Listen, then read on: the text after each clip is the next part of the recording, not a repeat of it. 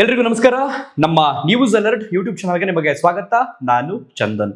ಅಂದುಕೊಂಡಿದ್ದನ್ನ ಹೇಳಿದಂಗೆ ಮಾಡಿ ತೋರಿಸಿದಂತಹ ಒಬ್ಬ ವಿಶೇಷವಾದ ವ್ಯಕ್ತಿ ಅಂತಂದ್ರೆ ನಮ್ಮ ಕನ್ನಡ ಚಲನಚಿತ್ರರಂಗದಲ್ಲಿ ಅದು ನಟ ರಾಕಿಂಗ್ ಸ್ಟಾರ್ ಯಶ್ ಅವರು ನಿನ್ನೆ 40ನೇ ವಸಂತಕ್ಕೆ ಕಾಲಿಟ್ಟಿದ್ದಾರೆ. ಅವರಿಗೆ ಹುಟ್ಟುಹಬ್ಬದ ಹಾರ್ದಿಕ ಶುಭಾಶಯಗಳು ನನ್ನ ಪರವಾಗಿ, ಹಾಗೆ ನನ್ನ ಚಾನಲ್ನ ವೀಕ್ಷಕರ ಪರವಾಗಿ. ನಿನ್ನೆ ಅವರ ಹುಟ್ಟುಹಬ್ಬದ ಪ್ರಯುಕ್ತ ಅವರ ಮುಂದೆ ಬರ್ತಿರ್ತಕ್ಕಂಥ ಸಿನಿಮಾ ಅಂತಂದ್ರೆ ಬಹು ನಿರೀಕ್ಷಿತವಾದಂಥ ಒಂದು ಸಿನಿಮಾ ಟಾಕ್ಸಿಕ್ ಸಿನಿಮಾ. ಇದೇ ಮಾರ್ಚ್ 19ನೇ ತಾರೀಕು ರಿಲೀಸ್ಗೆ ರೆಡಿ ಆಗ್ತಾ ಇದೆ. ಸೊ ಸ್ಪೆಷಲ್ ಆಗಿ ಅವರ ಹುಟ್ಟುಹಬ್ಬಕ್ಕೆ ಸಂಬಂಧಪಟ್ಟ ಹಾಗೆ ಅವರ ಆ ಸಿನಿಮಾದಲ್ಲಿ ಅವರ ಒಂದು ಕ್ಯಾರೆಕ್ಟರ್ ಇಂಟ್ರೊಡ್ಯೂಸ್ ಮಾಡುವ ಸಲುವಾಗಿ ಒಂದು ವಿಡಿಯೋ ತುಣುಕನ್ನು ನೆನ್ನೆ KVN ಪ್ರೊಡಕ್ಷನ್ ಎಂಬ ಯೂಟ್ಯೂಬ್ ಚಾನಲ್ ಅಲ್ಲಿ ನೆನ್ನೆ ಬೆಳಗ್ಗೆ ರಿಲೀಸ್ ಮಾಡಿದ್ರು. ಸಮಯದ ಅಭಾವದಿಂದ ನೆನ್ನೆ ನನಗೆ ರಿವ್ಯೂ ಮಾಡೋದಕ್ಕೆ ಸಾಧ್ಯವಾಗಲಿಲ್ಲ. ಸೊ ತಡವಾಗಿ ರಿವ್ಯೂ ಮಾಡ್ತಾ ಇದ್ದೀನಿ, ಕ್ಷಮಿಸಿ. ಸೊ ಈಗ ಆ ಒಂದು ವಿಡಿಯೋ ತುಣುಕಿನ ವಿಚಾರಕ್ಕೆ ಬಂದ್ಬಿಡೋಣ. ಯಾರಾದರೂ ಹೊಸಬ್ರು ಫಸ್ಟ್ ಟೈಮ್ ಮುಂದೆ ನಮ್ಮ ಚಾನಲ್ಗೆ ಈ ಒಂದು ವಿಡಿಯೋವನ್ನು ನೋಡ್ತಾ ಇದ್ರೆ ಸಬ್ಸ್ಕ್ರೈಬ್ ಮಾಡ್ಕೊಳ್ಳಿ, ಪಕ್ಕದಲ್ಲಿರುವಂಥ ಬೆಲ್ ಐಕಾನ್ ಅನ್ನ ಕ್ಲಿಕ್ ಮಾಡಿ. ಈಗ ಆ ವಿಚಾರಕ್ಕೆ ಬರೋಣ. ಸೊ ಈಗ ನಿನ್ನೆ ಡೈರೆಕ್ಟ್ ಆಗಿ ಅದು ಬಂದ ತಕ್ಷಣ ಮಾಡಿದ್ರೆ ರಿವ್ಯೂ ಆಗ್ತಿತ್ತು, ನನಗನ್ಸಿದಂತಹ ಅನಿಸಿಕೆ ಆಗ್ತಿತ್ತು.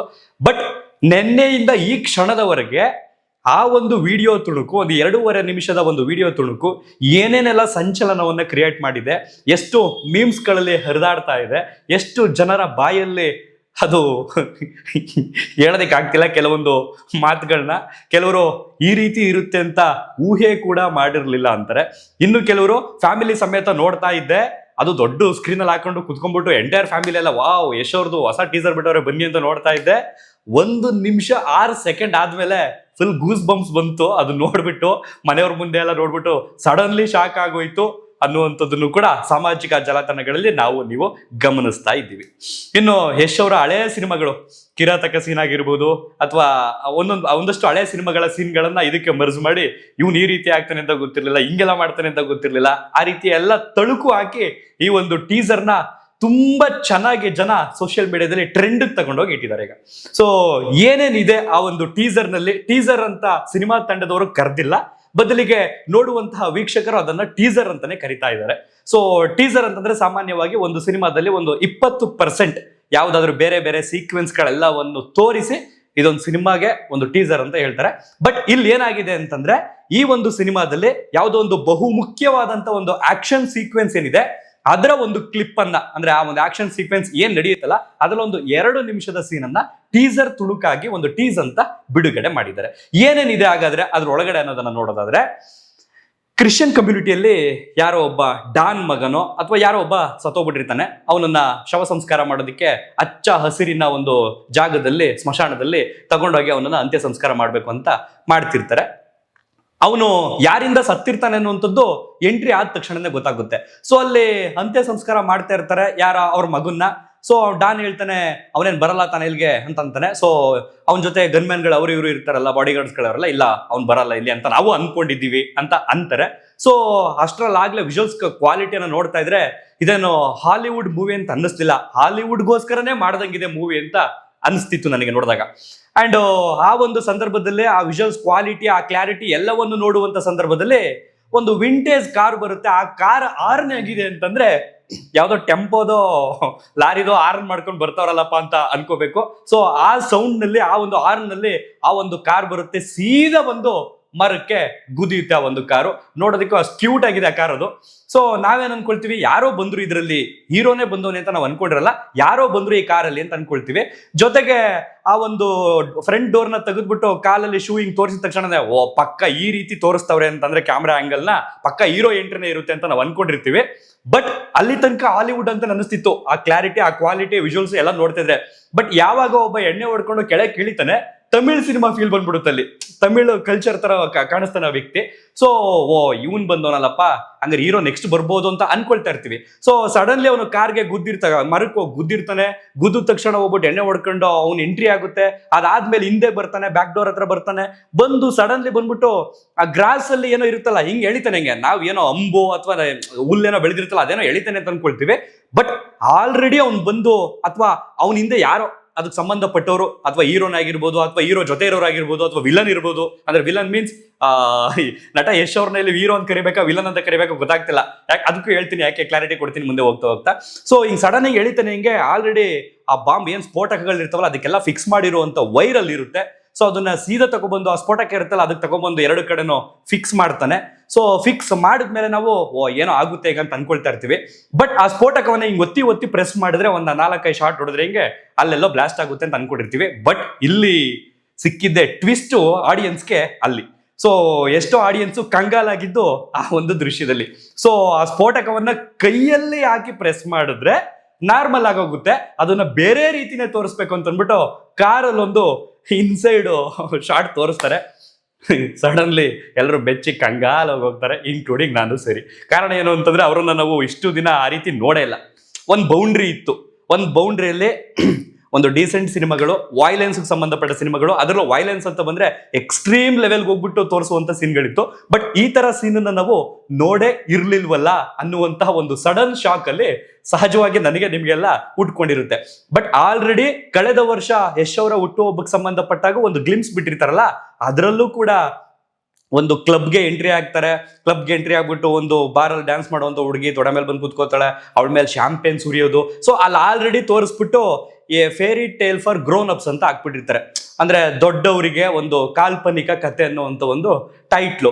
ಸೊ ಹಾಗಾಗಿ ಸಡನ್ ಆಗಿ ಈ ಸೀನ್ ಅನ್ನ ತಂದು ಕೊಟ್ಬಿಟ್ಟಿದ್ರೆ ಸಡನ್ ಶಾಕ್ ಆಗ್ತಿತ್ತು. ಆಲ್ರೆಡಿ ಕಳೆದ ವರ್ಷವೇ ಒಂದು ಸಣ್ಣ ಏನಂತಾರದು ಸೂಚನೆ ಕೊಟ್ಟಿದ್ರು, ಇನ್ನು ನೆಕ್ಸ್ಟ್ ಇನ್ನೂ ಬರುತ್ತೆ ಅಂತ. ಬಹುಶಃ ಈಗ ಅನ್ಕೋಬೇಕು ನಾವು ನೀವು, ನೆಕ್ಸ್ಟ್ ಈ ಸಿನಿಮಾಗೆ ಸಂಬಂಧಪಟ್ಟಂಗೆ ಫೆಬ್ರವರಿ ಅಥವಾ ಫೆಬ್ರವರಿ ಎಂಡಲ್ಲಿ ಅಥವಾ ಮಾರ್ಚ್ ಸ್ಟಾರ್ಟಿಂಗ್ ಡೇಸ್ ಅಲ್ಲಿ ಏನಾದ್ರು ಟೀಸರ್ ಅಥವಾ ಟ್ರೈಲರ್ ಬಂತು ಅಂತಂದ್ರೆ ಫ್ಯಾಮಿಲಿ ಸಮೇತ ಫಸ್ಟ್ ನೋಡೋದಕ್ಕಿಂತ ಮೊದಲು ಪರ್ಸನಲ್ ಆಗಿ ನೋಡ್ಬಿಟ್ಟು ಆಮೇಲೆ ಫ್ಯಾಮಿಲಿ ಜೊತೆ ಟಿವಿಲಿ ಹಾಕೊಂಡು ನೋಡ್ಬೋದು ಅಂತ ಡಿಸೈಡ್ ಮಾಡ್ಬೇಕು ಅಂತ ಅನ್ಸುತ್ತೆ. ಯಾಕೆಂದ್ರೆ ಈಗ 2ನೇ ಸಲ ಕೊಟ್ಟಿರುವಂತ ಚಮಕಲ್ಲಿ ಎಲ್ರಿಗೂ ಅಬ್ಸಲ್ಯೂಟ್ಲಿ ಶಾಕ್ ಅಂತೂ ಆಗಿದೆ. ಸೊ ಅಲ್ಲಿ ಎಂಟ್ರಿ ಸೀನು ಬರುತ್ತೆ ಒಳಗಡೆನೆ. ಸೊ ಅದೇನು ನಾನು ಬಾಯಿ ಬಿಟ್ಟು ಏನು ಹೇಳ್ಬೇಕಾಗಿಲ್ಲ, ನಿಮಗೆ ಗೊತ್ತು. ಸೊ ಅಲ್ಲಿ ಸಮರ ನಡೀತಾ ಇರುತ್ತೆ, ಆಚೆ ಕಡೆ ಇನ್ನೇನು ಸಮರ ನಡಿಬೇಕು. ಸೊ ಆ ಸಮರ ನಡೆಯೋದಕ್ಕೆ ಏನಾಗುತ್ತೆ ಅಂತಂದ್ರೆ ಆ ಕಾರ್ ಸಪೋರ್ಟ್ ಮಾಡುತ್ತೆ. ಕಾರ್ ಸಪೋರ್ಟ್ ಮಾಡಬೇಕು ಅಂದ್ರೆ ಅಲ್ಲಿ ಕ್ರಿಯೆಗೆ ಪ್ರತಿಕ್ರಿಯೆ ನಡೀತಾ ಇರುತ್ತೆ.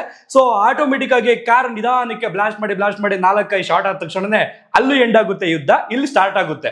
ಸಡನ್ ಆಗಿ ಎಲ್ಲಾ ಕಡೆ ಏನು ಬ್ಲಾಸ್ಟ್ ಆದ ತಕ್ಷಣನೇ ಕ್ಲೋಸ್ ಅಪ್ ಅಲ್ಲಿ ಒಂದು ಏನಂತಾರದು ಡಿಪ್ ಟು ಬ್ಲಾಕ್ ಅಂತ ಹೇಳ್ತೀವಲ್ಲ ನಾವು, ಆ ತರ ಬರುತ್ತೆ. ಬಂದ ತಕ್ಷಣನೇ ಒಬ್ಬನ ಮುಖದಲ್ಲಿ ಏನ್ ಮಾಂಸ ಬಂದು ಕೋಳಿ ಮಾಂಸ ತರ ಕೂತಿರುತ್ತೆ. ಅದು ನೋಡಿದ್ರೆ ಬಾರ್ಬಿಕ್ಯೂ ಮಾಡ್ತಾರಲ್ಲ ಮಾಂಸ, ಆ ತರ ಇರುತ್ತೆ. ನೋಡಿದ ತಕ್ಷಣನೇ ಒಂಥರ ಜುಮ್ ಅನ್ನುತ್ತೆ.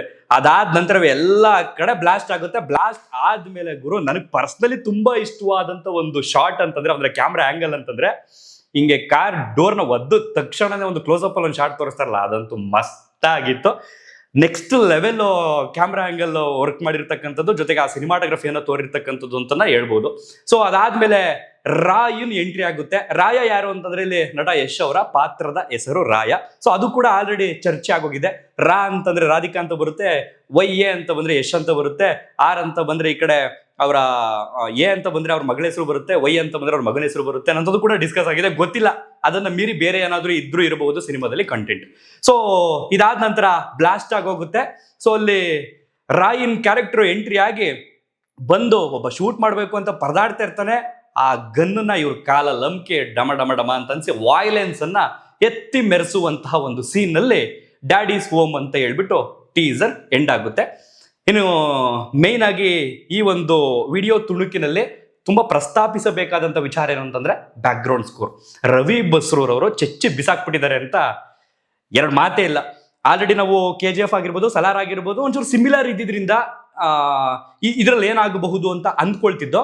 But next level background score ಕೊಟ್ಟಿದ್ದಾರೆ. ಆ ವಿಜುವಲ್ಸ್ಗೆ ಆ ಬ್ಯಾಕ್ ಗ್ರೌಂಡ್ ಸ್ಕೋರ್ ಇನ್ನೂ ಮೆರೆಸ್ತಾ ಇದೆ ಅಂತಂದ್ರೆ ತಪ್ಪಾಗೋದೇ ಇಲ್ಲ.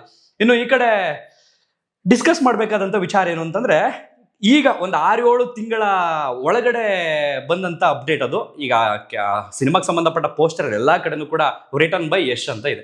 ಅಂದ್ರೆ ಕತೆ ಇವ್ರದೇ ಅನ್ನುವಂಥದ್ದು ಗೊತ್ತಾಗೋಯ್ತು. ಸೊ ಇಲ್ಲಿ ಡೈರೆಕ್ಟರ್ ಬಂದು ಗೀತು ಮೋಹನ್ ದಾಸ್ ಅವರು. ಸೊ ಆ ಸೀನ್ಗೆ ಅದು ಹೆಂಗ್ ಒಪ್ಸಿದ್ರು ಅಥವಾ ಇವ್ರದ್ ಕಾನ್ಸೆಪ್ಟ್ ಇದು ಇಲ್ಲ ಡೈರೆಕ್ಟರ್ ಕಾನ್ಸೆಪ್ಟಾ ಗೊತ್ತಿಲ್ಲ. ಬಟ್ ಆ ಸೀನ್ ಅಂತೂ ಪ್ರೆಸೆಂಟ್ ಹೆವಿ ಹಾಟ್ ಟಾಪಿಕ್ ಆಗಿರುವಂಥದ್ರಲ್ಲಿ ಸುಳ್ಳಂತೂ ಇಲ್ಲ. ಸೊ ಬಹುಶಃ ಆ ಒಂದು ಸೀನ್ ಇದ್ದಿದ್ರಿಂದಾನೇ ಇಷ್ಟೊಂದು ಚರ್ಚೆಗೆ ಈ ಒಂದು ವಿಡಿಯೋ ತುಣುಕು ಕಾರಣವಾಗಿದೆ. ಇನ್ ನಾರ್ಮಲ್ ಆಗಿ ಏನಾದ್ರು ಎಂಟ್ರಿ ಕೊಟ್ಬಿಟ್ಟು ಸಡನ್ ಆಗಿ ಬಂದ್ಬಿಟ್ಟು ಹಿಂಗ್ ಒದ್ಬಿಟ್ಟು ಬಂದು ಶೂಟ್ ಮಾಡ್ಬಿಟ್ಟು ಹೋಗಿದ್ರೆ ಬಿಡುಗರು ನಾರ್ಮಲ್ ಅಂತ ಅನ್ಕೊಳ್ತಿದ್ರು ಜನ. ಬಟ್ ಅದರಲ್ಲೂ ಕೆಲವರು ಏನಂತಿದ್ದಾರೆ ಅಂತಂದ್ರೆ ಇಂಥದ್ದೆಲ್ಲ ಬೇಕಿತ್ತಾ, ಇಂಥದ್ರಿಂದ ಫ್ಯಾಮಿಲಿ ಆಡಿಯನ್ಸ್ ಬರಲ್ಲ, ಹಾಗೆ ಹೀಗೆ ಅಂತ ಕೆಲವರು ಹೇಳ್ತಾ ಇದ್ದಾರೆ. ಬಹುಶಃ ನನ್ಗಂತ ಅನ್ಸುತ್ತೆ ಸಿನಿಮಾದಲ್ಲಿ ಆ ವಿಡಿಯೋ ಆ ಸೀನ್ ಬಹುಶಃ ಕಟ್ ಆದ್ರೂ ಆಗಬಹುದು. ಇನ್ ಕೆಲವ್ರು ಹೇಳ್ತಾ ಇರೋದೇನು ಅಂದ್ರೆ ಆ ಸೀನ್ ಅಲ್ಲಿ ಅವ್ರು ಇಲ್ದೇ ಇರ್ಬೋದು, ಇನ್ಯಾರೋ ಒಬ್ಬ ಇರಬಹುದು. ಸೊ ಇವ್ರು ಅದಾದ್ಮೇಲೆ ಬಂದಿರ್ಬೋದು ಆಚೆಗೆ ಅಂತ. ಆ ಟೈಮಲ್ಲಿ ರಾಯ ಏನ್ ಮಾಡ್ತಾ ಇರ್ತಾನೆ, ಅವರಿಬ್ರು ಸಮರ ಮಾಡೋ ಟೈಮಲ್ಲಿ. ಸೊ ಇದು ಟೀಸರ್ ನ ತುಣುಕು. ಸೊ ಇಲ್ಲಿಗ ನೆಕ್ಸ್ಟ್ ಮಾತಾಡ್ಬೇಕಾದಂತ ವಿಚಾರ ಏನು ಅಂತಂದ್ರೆ, ಕಳೆದ ವರ್ಷ ಇವ್ರ ಬರ್ತ್ಡೇಗೆ ಸಂಬಂಧಪಟ್ಟದಲ್ಲಿ ಸೇಮ್ ಇದೇ ಗೆಟಪ್ ನಲ್ಲಿ ಎಂಟ್ರಿ ಆಗುತ್ತೆ. ಬಟ್ ಒಂದು ಪೋಸ್ಟರ್ ಅಲ್ಲಿ ಕೈ ಹಾಕೊಂಡು ಕೂತಿರೋದ್ರಲ್ಲಿ ಟ್ಯಾಟೋ ಇದೆ ಬೆನ್ನಿಂದೆ, ಮತ್ತೆ ಹೇರ್ ತುಂಬಾ ಲಾಂಗ್ ಇದೆ ಸ್ವಲ್ಪ. ಸೊ ಇದ್ರಲ್ಲಿ ಬಂದು ಡಿಫ್ರೆಂಟ್ ಹೇರ್ ಸ್ಟೈಲ್ ಇದೆ. ಸೊ ತುಂಬಾ ಜನ ಏನ್ ಅನ್ಕೊಳ್ತಿದ್ದಾರೆ ಅಂತಂದ್ರೆ, ಬಹುಶಃ ದ್ವಿಪಾತ್ರೆ ಇರಬಹುದು, ಡ್ಯೂಯಲ್ ಕ್ಯಾರೆಕ್ಟರ್ ಇರಬಹುದು. ಇದರಲ್ಲಿ ರಾಯ ಅನ್ನೋಂಥ ಕ್ಯಾರೆಕ್ಟರ್ ಪ್ರೆಸೆಂಟ್ ನೆನ್ನೆ ನೋಡಿದ್ವಲ್ಲ ನಾವು ಟೀಸರ್ ಅಲ್ಲಿ, ಅದಿರಬಹುದು. ಇನ್ನೊಂದು ಕ್ಯಾರೆಕ್ಟರ್ ಇರಬಹುದು ಅಂತ ತುಂಬಾ ಜನ ಅನ್ಕೊಳ್ತಿದ್ದಾರೆ. ಗೊತ್ತಿಲ್ಲ, ನಾನ್ ನಿನ್ನೆ ಯಾವಾಗ ಸಿಮಿಲರ್ ಆಯ್ತು ಆ ಒಂದು ಕ್ಯಾರೆಕ್ಟರ್ ಈ ಒಂದು ಕ್ಯಾರೆಕ್ಟರ್ ಎರಡು ಬೇರೆ ಬೇರೆ ತರ ಕಾಣ್ತಾ ಇದೆಯಲ್ಲ ಅಂತ ಅನಿಸ್ದಾಗ ನನಗನ್ಸಿದ್ದು ರಿಟರ್ನ್ ಬೈ ಯಶ್ ಅಂತ ಇರೋದ್ರಿಂದ, ಇಫ್ ಇನ್ ಕೇಸ್ ಏನಾದ್ರೂ ಕಾಕತಾಳಿ ಅಂತಿಲ್ಲ ಕೋಇನ್ಸಿಡೆನ್ಸ್, ಯಶ್ ಅವರೇ ಕತೆ ಬರ್ದಿರೋದ್ರಿಂದ ಏನಾದ್ರೂ KGF 3 ಏನಾದ್ರೂ ಇಲ್ಲೇನಾದ್ರೂ ಒಂಚೂರು ಏನಾದ್ರು ಕನೆಕ್ಷನ್ ಆಗುತ್ತಾ ಅಂತ ಅನ್ನಿಸ್ತಾ ಇದೆ. ಬಟ್ ಇದು 1980 ಕಾಲಘಟ್ಟದ ಒಂದು ಕತೆ ಆಗಿರೋದ್ರಿಂದ, ಕಾಲ್ಪನಿಕ ಕತೆ ಆಗಿರೋದ್ರಿಂದ ಅದೇ ಬೇರೆ ಇರ್ಬೋದು, ಇದೇ ಬೇರೆ ಇರ್ಬೋದು, ಗೊತ್ತಿಲ್ಲ. ಏನೇನಾಗುತ್ತೆ ಅಂತ ಗೊತ್ತಿಲ್ಲ. ಯಾಕೆಂತಂದ್ರೆ ಆ ವ್ಯಕ್ತಿ ಏನು ಅನ್ಕೊಂಡಿರ್ತಾರೆ, ಏನು ಹೇಳಿರ್ತಾರೆ, ಅದಕ್ಕೆ ಸಂಬಂಧಪಟ್ಟಾಗ ಆಲ್ರೆಡಿ ಪ್ರೂವ್ ಮಾಡಿ ತೋರಿಸಿರೋದ್ರಿಂದ ನಮಗೆ ನಟ ಯಶ್ ಅಂತ ಹೇಳ್ತೀವಿ. ಬಟ್ ಇಂಡಿಯಾದಲ್ಲಿ ಬೇರೆ ಬೇರೆ ಭಾಗದಲ್ಲಿ ನೀವು ಹೋಗಿ ಕೇಳಿದ್ರೆ ರಾಕಿ ಬಾಯ್ ಅಂತ ಹೇಳ್ತಾರೆ. ಸೊ ಹಾಗಾಗಿ ಈ ಒಂದು ಸಿನಿಮಾ ಮೂಲಕ ವಿಶ್ವ ಮಟ್ಟದಲ್ಲಿ ಯಾವ ರೀತಿ ತನ್ನ ಹೆಸರನ್ನ ತಾವು ಚಾಪು ಮೂಡಿಸ್ಕೊಳ್ತಾರೆ ಅಂತ ಕಾದ್ ನೋಡ್ಬೇಕು. ಅಂಡ್ ಮತ್ತೊಮ್ಮೆ ಅವ್ರಿಗೆ ಹುಟ್ಟುಹಬ್ಬದ ಶುಭಾಶಯಗಳು. ಸೊ ಇದು ಟೀಸರ್ಗೆ ಸಂಬಂಧಪಟ್ಟ ನನ್ನ ತಡವಾಗಿ ಅಭಿಪ್ರಾಯ ಹಾಗೂ ಅನಿಸಿಕೆ. ನನ್ನ ಒಂಚೂರು ಸಮಯದ ಅಭಾವ ಇದ್ದಿದ್ರಿಂದ ಮಾತಾಡೋಕ್ಕಾಗಲಿಲ್ಲ. ಹಾಗಂತ ನಮ್ಮ ನಾಡಿನ ಒಬ್ಬ ಪ್ರತಿಷ್ಠಿತ ನಟ, ನಮ್ಮ ಒಂದು ಕನ್ನಡದ ಚಾಪನ್ನ ವಿಶ್ವಮಟ್ಟಕ್ಕೆ ತೆಗೆದುಕೊಂಡು ಹೋದಂತ ನಟನಿಗೆ ಸಂಬಂಧಪಟ್ಟಂಗೆ ಮಾತಾಡದೇ ಇದ್ರೆ ತಪ್ಪಾಗುತ್ತೆ ಅಂತ ಅನ್ಕೊಂಡು ತಡವಾದ್ರೂ ಪರವಾಗಿಲ್ಲ ಮಾತಾಡಬೇಕು ಅಂತ ಮಾತಾಡಿ ಈಗ ಮುಗಿಸ್ತಾ ಇದ್ದೀನಿ. ನಿಮ್ಮ ಅನಿಸಿಕೆ ಅಭಿಪ್ರಾಯಗಳು ಈ ಒಂದು ಟೀಸರ್ಗೆ ಸಂಬಂಧಪಟ್ಟಾಗೆ, ಒಂದು ವಿಡಿಯೋಗೆ ಸಂಬಂಧಪಟ್ಟಾಗೆ ಏನು ಅನ್ನೋದನ್ನ ಕಮೆಂಟ್ ಬಾಕ್ಸ್ ನಲ್ಲಿ ಬರೆದು ತಿಳಿಸಿ. ಜೊತೆಗೆ ನನಗನ್ನಿಸ್ದಾಗೆ ಈಗ ಫಸ್ಟ್ ಡೇ ಓಪನಿಂಗ್ ಅಂತ ಬಂದ್ರೆ 6 ಗಂಟೆ ಶೋ, 9 ಗಂಟೆ ಶೋ, ಅಥವಾ 10 ಗಂಟೆ ಶೋ, 12 ಗಂಟೆ ಶೋ, 1 ಗಂಟೆ ಶೋ, 4 ಗಂಟೆ ಶೋ, ಈ ತರ ಏನಾಗುತ್ತೆ ಓಪನಿಂಗ್ ಅಲ್ಲಿ ಅಫ್ಕೋರ್ಸ್ ಫ್ಯಾನ್ಸ್ ಅಂತೂ ನುಗ್ಬಿಡ್ತಾರೆ. ಫ್ಯಾಮಿಲಿ ಆಡಿಯನ್ಸ್ಗೆ ಟಿಕೆಟ್ ಸಿಗೋದಿಲ್ಲ. ಫ್ಯಾಮಿಲಿ ಆಡಿಯನ್ಸ್ ಏನ್ ಮಾಡ್ತಾರೆ ಅಂತಂದ್ರೆ, ಆ ಸೌಂಡ್ ಅಲ್ಲಿ ಆ ಒಂದು ಕ್ರೇಜ್ ಅಲ್ಲಿ ನಮ್ಗೆ ನೋಡೋದಕ್ಕಾಗಲ್ಲ ನೀಟಾಗಿ, ಸಂಜೆ ಮೇಲೆ ನೋಡೋಣ, ಇಲ್ಲ ನಾಳೆ ನೋಡೋಣ, ನಾಡಿದ್ದು ನೋಡೋಣ ಅಂತ ಈ ತರ ಪ್ಲಾನ್ ಮಾಡ್ಕೊಂಡಿರ್ತಾರೆ. ಯುಗಾದಿ ಹಬ್ಬದ ಸಂದರ್ಭದಲ್ಲಿ ಈ ಸಿನಿಮಾ ಬರ್ತಿರೋದ್ರಿಂದ. ಬಟ್ ಓಪನಿಂಗ್ ಎಲ್ಲೋ ಒಂದು ಕಡೆ ಫ್ಯಾಮಿಲಿ ಆಡಿಯನ್ಸ್ ಸ್ವಲ್ಪ ಹಿಂದೇಟ್ ಹಾಕಬಹುದು ಈ ಒಂದು ಸೀನ್ ಗಳಿಂದ ಅಂತ ಅನ್ನಿಸ್ತಾ ಇದೆ. ಸೊ ಬಹುಶಃ ಒಂದಷ್ಟು ಜನ ನೋಡ್ಕೊಂಡು ಬಂದ ನಂತರ, ಇಲ್ಲ ಆ ಸೀನ್ಗೆ ಕತ್ತರಿ ಬಿದ್ದಿದೆ, ಆ ಸೀನ್ ಇಲ್ಲ ಹಾಗೆ ಹೀಗೆ ಅಂತಂದ್ರೆ ಫ್ಯಾಮಿಲಿ ಆಡಿಯನ್ಸ್ ಡೆಫಿನೆಟ್ಲಿ ನುಗ್ತಾರೆ. ಇಲ್ಲ ಆ ಸೀನ್ ಇದೆ ಅಂತಂದ್ರೆ ಸ್ವಲ್ಪ ಹೊಡೆತ ಆಗಬಹುದು ಫ್ಯಾಮಿಲಿ ಆಡಿಯನ್ಸ್ ಕಡೆಯಿಂದ ಅಂತ ಅನಿಸ್ತಾ ಇದೆ. ಯಾಕಂತಂದ್ರೆ ಯಾವುದೇ ಒಂದು ಸಿನಿಮಾ 1000 ಕೋಟಿ, 800 ಕೋಟಿ, 1,500 ಕೋಟಿ, 2,000 ಕೋಟಿ ರೆಕಾರ್ಡ್ ಬ್ರೇಕ್ ಮಾಡ್ತಾ ಹೋಗ್ತಾ ಇದೆ ಕಲೆಕ್ಷನ್ ಅಲ್ಲಿ ಅಂತ ಬಂದ್ರೆ, ಅದಕ್ಕೆ ಕೇವಲ ಫ್ಯಾನ್ಸ್ ಅಥವಾ ಯೂತ್ಸ್ ನೋಡಿದ್ರೆ ಆಗಲ್ಲ, ಫ್ಯಾಮಿಲಿ ಆಡಿಯನ್ಸ್ ಹೋದ್ರೇನೆ ಆ ಒಂದು ಕಲೆಕ್ಷನ್ ಬ್ರೇಕಿಂಗ್ ಮಾಡುವಂಥದ್ದು. ಅಂಡ್ ಇನ್ನೊಂದೇನು ಅಂತಂದ್ರೆ, ದುರಂಧರ್ 2 ಕೂಡ ಅವತ್ತೇ ರಿಲೀಸ್ ಆಗ್ತಾ ಇದೆ ಅನ್ನುವಂಥ ಒಂದು ಅಪ್ಡೇಟ್ ಕೂಡ ಇರೋದ್ರಿಂದ ಕ್ಲಾಶ್ ಅಂತೂ ಆಗುತ್ತೆ. ಬಟ್ ಓಪನಿಂಗ್ ಅಂತೂ ನೆಕ್ಸ್ಟ್ ಲೆವೆಲ್ ಆಗಿ ಟಾಕ್ಸಿಕ್ ತೆಗೆದುಕೊಳ್ಳುತ್ತೆ, ಅದ್ರಲ್ಲಿ ಎರಡು ಮಾತಂತೂ ಇಲ್ವೇ ಇಲ್ಲ. ಇನ್ನು ಕನ್ನಡ ಹಾಗೇನೆ ಇಂಗ್ಲಿಷ್ ಎರಡೂ ಭಾಷೆಗಳಲ್ಲೂ ಕೂಡ ನಟ ಯಶ್ ಅವರೇ ತಮ್ಮ ವಾಯ್ಸ್ ಅನ್ನ ಡಬ್ಬಿಂಗ್ ಮಾಡಿರೋದ್ರಿಂದ ಅದ್ರ ಕ್ರೇಜ್ ಕೆಲವರು ಆಡಿಯನ್ಸ್ ಏನ್ ಮಾಡ್ತಾರೆ ಅಂದ್ರೆ, ಕನ್ನಡದಲ್ಲೂ ನೋಡ್ಬಿಟ್ಟು ಇಂಗ್ಲಿಷಲ್ಲೂ ನೋಡುವಂತವ್ರು ಇದ್ದೇ ಇರ್ತಾರೆ. ಇನ್ನು ಬೇರೆ ಬೇರೆ ಭಾಷೆಗಳಲ್ಲಿ ಬೇರೆ ಬೇರೆ ವಾಯ್ಸ್ ಕೊಟ್ಟಿರೋದ್ರಿಂದ ಕಾದ್ ನೋಡೋಣ ಸಿನಿಮಾ ಯಾವ ರೀತಿ ಬರುತ್ತೆ ಅಂತ. ಸೊ ಅವರು ಹುಟ್ಟುಹಬ್ಬವನ್ನು ಕೂಡ ಆಚರಣೆ ಮಾಡ್ಕೊಳ್ಳಿಲ್ಲ. ಕಾರಣ ಏನು ಅಂತಂದ್ರೆ, ಇದಕ್ಕೆ ಸಂಬಂಧಪಟ್ಟಾಗೆ ಸಿನಿಮಾದಲ್ಲಿ ನಾನು ಇನ್ವಾಲ್ವ್ ಆಗೋಗಿದ್ದೀನಿ. ಆದಷ್ಟು ಬೇಗ 19ನೇ ತಾರೀಕು ಸಿಗೋಣ. ನಿಮ್ಗೆ ಏನೋ ಸ್ಪೆಷಲ್ ಆಗಿ ತಂದು ಇಡ್ತಾ ಇದ್ದೀನಿ, ಅದಕ್ಕೆ ಸ್ವಲ್ಪ ನಂಗೆ ಸಮಯ ಕೊಡಿ ಅಂತ ಕೇಳ್ಕೊಂಡಿದ್ರು. ಸೊ ಹಾಗಾಗಿ ಆದಷ್ಟು ಬೇಗ ಈ ಒಂದು ಸಿನಿಮಾ ಅಂದ್ರೆ ಏನೇ, ಇನ್ನು ಅಫ್ಕೋರ್ಸ್ ಇನ್ನೊಂದು 2 ತಿಂಗಳು ಅಷ್ಟೇ ಟೈಮ್ ಇರುವಂಥದ್ದು, 60 ರಿಂದ 65 ದಿನ ಬಾಕಿ ಇದೆ. ಸೊ ಕಾದು ನೋಡೋಣ. ಮತ್ತೊಮ್ಮೆ ಅವರಿಗೆ ಹುಟ್ಟುಹಬ್ಬದ ಶುಭಾಶಯಗಳನ್ನ ಕೋರುತ್ತಾ ಈ ಒಂದು ವಿಡಿಯೋನ ಮುಗಿಸ್ತಾ ಇದ್ದೀನಿ. ಧನ್ಯವಾದ ಯಾರೆಲ್ಲ ಇಷ್ಟೊತ್ತು ಈ ಒಂದು ವಿಡಿಯೋನ ನೋಡಿದ್ರಿ. Thank you so much.